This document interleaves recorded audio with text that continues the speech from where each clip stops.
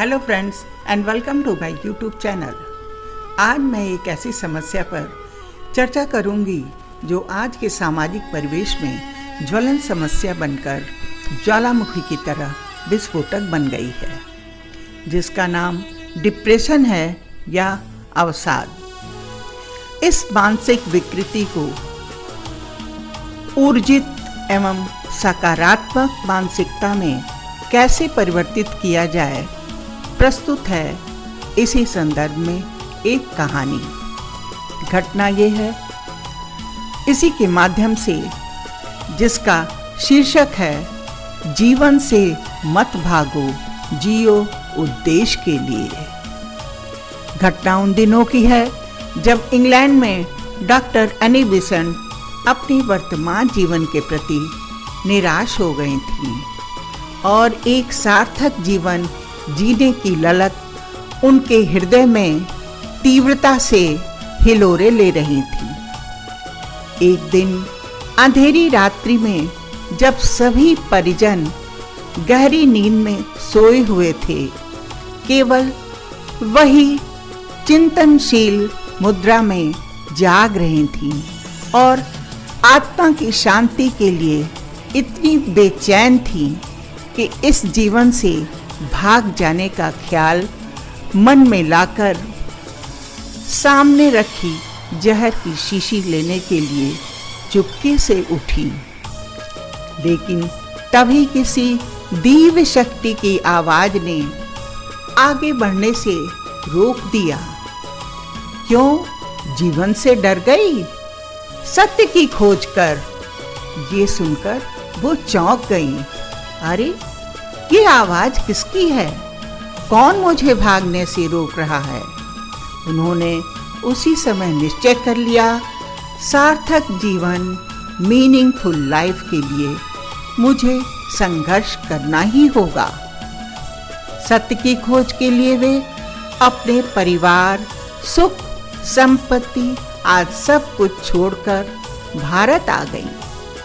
उन्होंने साध्वी का वेशभूषा धारण कर लिया और विश्व को भारतीय जीवन दर्शन के रंग में रंग देना ही अपना मुख्य परम उद्देश्य बना लिया।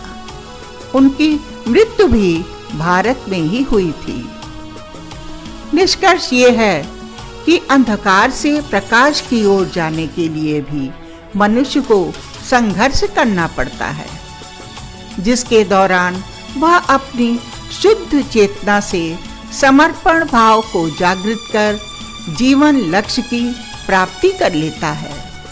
ऐसे संघर्षवान व्यक्ति ही ईश्वर की भी उनकी सहायता करते हैं, बशर्ते यह सच्ची लगन व उत्साह के साथ सार्थक जीवन के प्रति संकल्पकृत हो और उसकी आंखें निर्धारित लक्ष्य पर केंद्रित हों। याद रखें, जीवन सहज नहीं, एक संघर्ष है।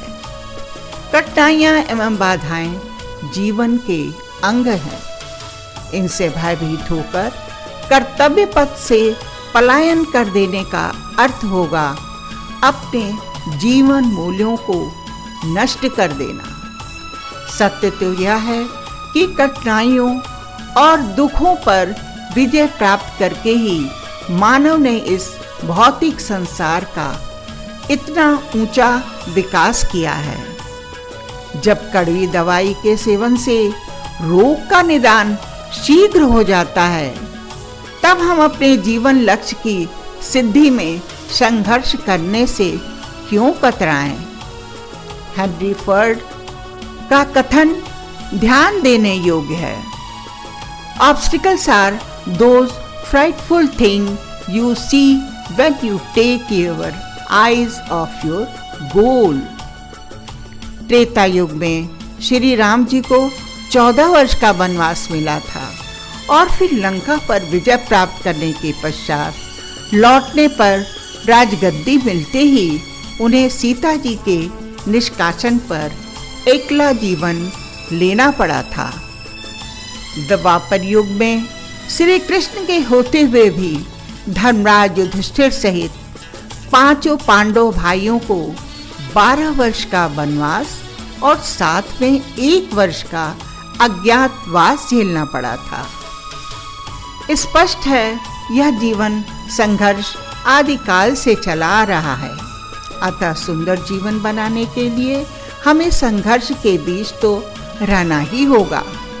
बाधाओं को पार करते हुए आगे बढ़ना होगा और तभी हम अपने जीवन उद्देश्य की पूर्ति कर पाएंगे। जय हिंद, जय भारत। धन्यवाद सभी सुधीजनों को मेरा वीडियो देखने के लिए। Have a nice day.